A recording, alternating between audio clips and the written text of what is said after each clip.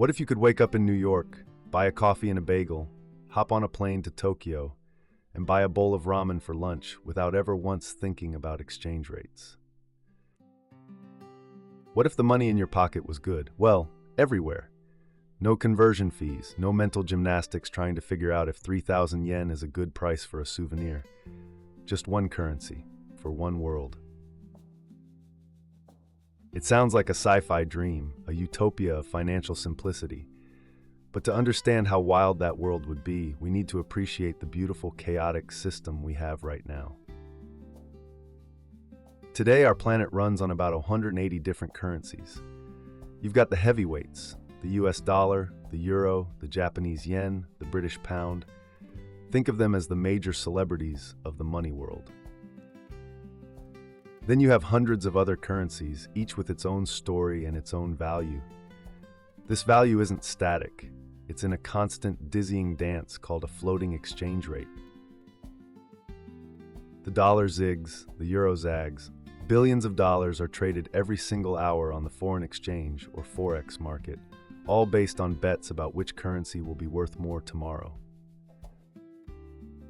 Why the chaos? In a word, control. A country's currency is one of its most powerful tools. Their central bank, like the Federal Reserve in the US, is like the pilot of the national economy. If the economy is sluggish, they can lower interest rates or print more money to get it going. If inflation is taking off, they can slam on the brakes by raising rates. It's their own private toolkit for managing their own economic weather.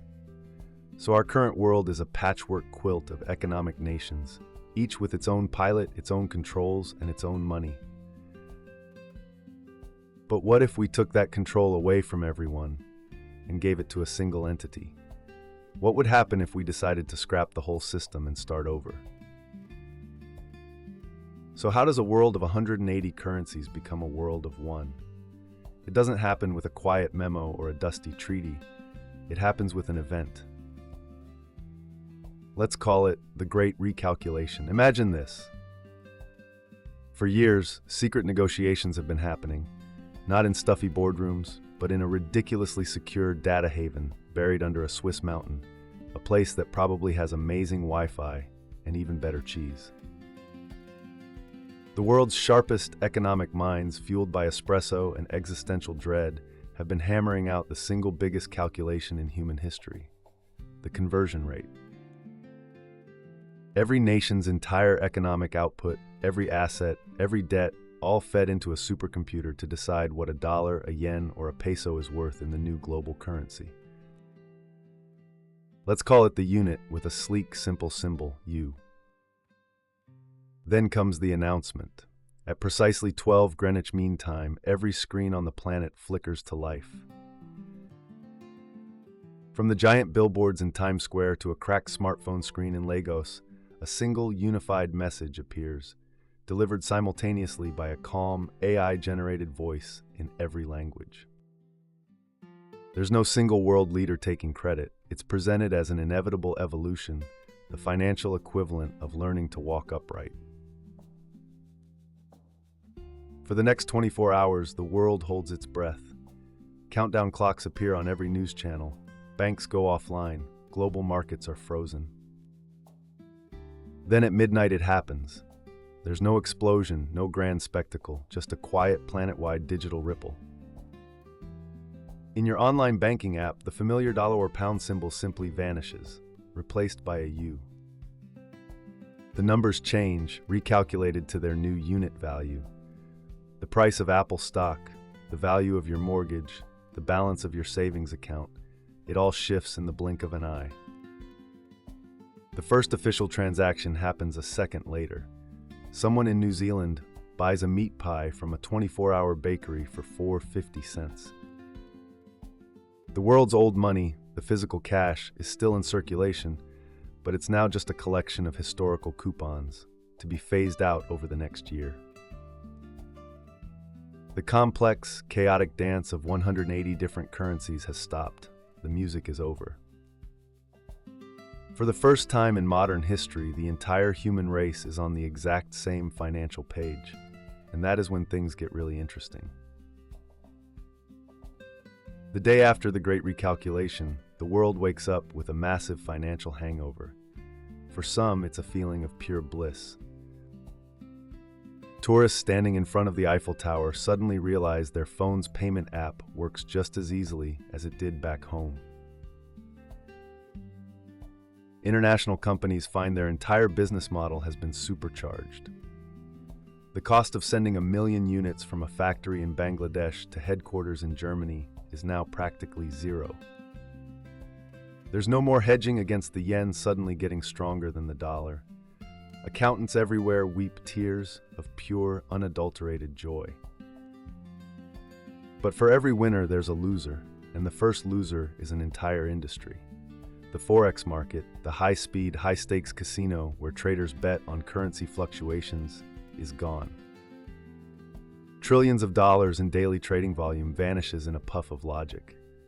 The slick, fast-talking traders who made fortunes predicting a half-cent shift in the euro are now useless. It's the financial equivalent of inventing a teleportation device and watching the entire airline industry look for new jobs. What do they do now? Become really intense fantasy football managers? And it's not just the high flyers. Every single currency exchange kiosk in every airport on Earth is now a relic. Overnight, they're about as useful as a chocolate teapot.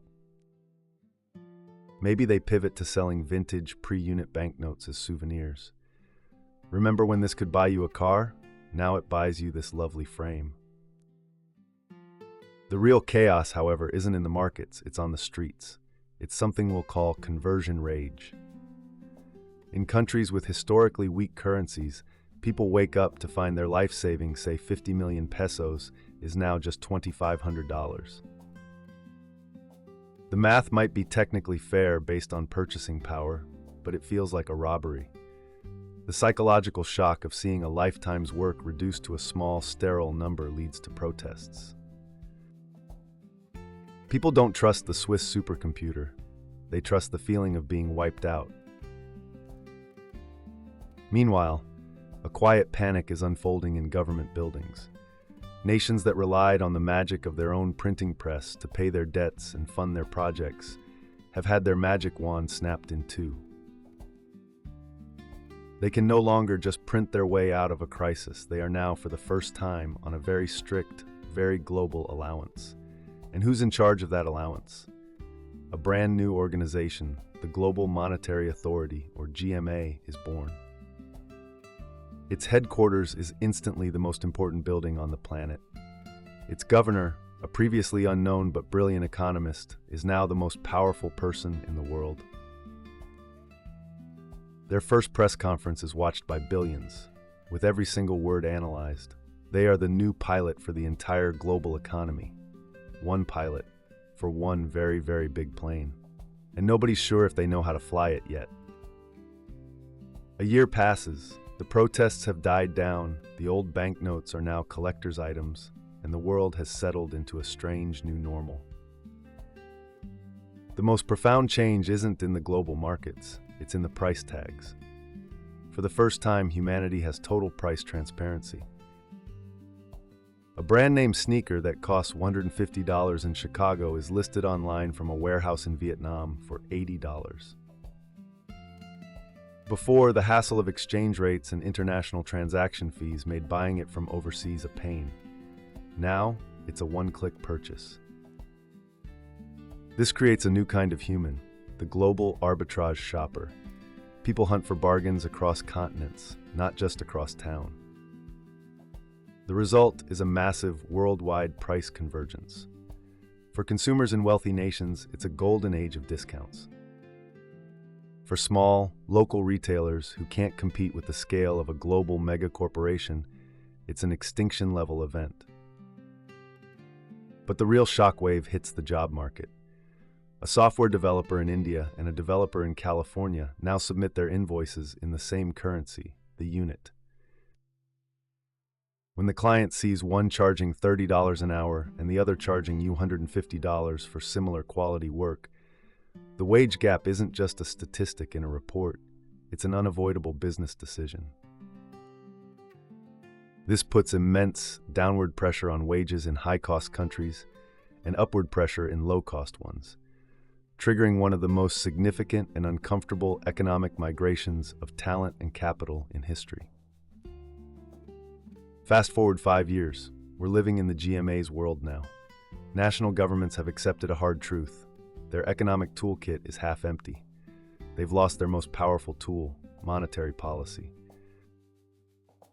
They can't print money, they can't change interest rates, they can't devalue their currency to make their exports cheaper. The economic thermostat in every country has been ripped out of the wall. So how do they compete? The only way they have left: taxes and spending. Fiscal policy is now the only game in town. The world becomes a brutal arena of competition. Ireland might slash its corporate taxes to become the undisputed business haven. South Korea might pour units into its universities and labs to become the innovation hub. Brazil might offer massive tax breaks for green technology. Every country has to pick a specialty and fight to be the best because they no longer have a monetary cushion to fall back on. This leads to the great one-size-fits-none problem. The GMA has to set a single interest rate for the entire planet. But what happens when the economy in Asia is booming and needs higher rates to prevent a bubble, while South America is stuck in a deep recession and desperately needs lower rates to encourage spending? The GMA has to choose a rate somewhere in the middle, a rate that's too hot for Asia and too cold for South America. It's like trying to set one thermostat for a house that's on fire in the attic but frozen solid in the basement. It makes regional recessions longer, deeper, and harder to escape. And the nature of crisis has changed. A classic currency crisis where investors flee the peso or the baht is now impossible. Instead, we get something far scarier: a solvency crisis. If the world thinks Italy, for example, can't pay its debts, investors can't just dump the lira. They dump Italy. They sell Italian bonds, Italian stocks, Italian real estate. The entire country becomes a financial pariah. And since Italy can't print its own money to pay its creditors, its only options are a catastrophic default that would vaporize its economy, or a humiliating global bailout where the GMA effectively takes over the country's finances. The safety nets are gone. The world is more stable in some ways, but for individual countries, it's a tightrope walk without a net. On the surface, this new world, for all its problems, seems to have achieved its primary goal. The world economy is a single, efficient, integrated machine. The architects of the unit probably envisioned a future where this efficiency would help lift all boats, creating a more balanced and equitable world. They imagined a level playing field. But they forgot one crucial thing. Sometimes, to make a game fair, one team needs a handicap. Here's the twist, the one nobody saw coming. The single global currency doesn't reduce inequality. It freezes it permanently. For decades, the single greatest engine for economic development was a nation's ability to manage its currency. Growing economies, from post-war Japan to modern-day Vietnam, used a simple but powerful strategy: keep your currency's value low. This made their exports incredibly cheap, fueling a manufacturing boom that built a middle class and lifted hundreds of millions out of poverty. It was the economic ladder to the modern world. With the creation of the unit, that ladder has been kicked away. A developing nation in Africa can no longer use this strategy. It has to compete on a completely level playing field with the industrial might of Germany and the technological dominance of Silicon Valley from day one. It's like asking a little league team to play in the World Series. Their only advantage is cheaper labor, but that's not enough to overcome decades of entrenched infrastructure, education, and capital. The unintended consequence is brutal. The very tool designed to unite the world has created a permanent, invisible wall between the haves and the have-nots. The rich countries stay rich, powered by their legacy of productivity. And the poor countries stay poor, robbed of the one tool that could have helped them catch up: The world is one, but it is not equal. It's a unified, efficient, and permanently stratified society. So the dream of one world with one money gives us a fascinating paradox. It creates a world of perfect convenience and transparency, but it might just cost us the ability for nations to grow and change. It simplifies everything at the price of freezing everything. What do you think? Would the utopian dream of a single currency be worth the hidden cost of a permanently unequal world? Let me know in the comments.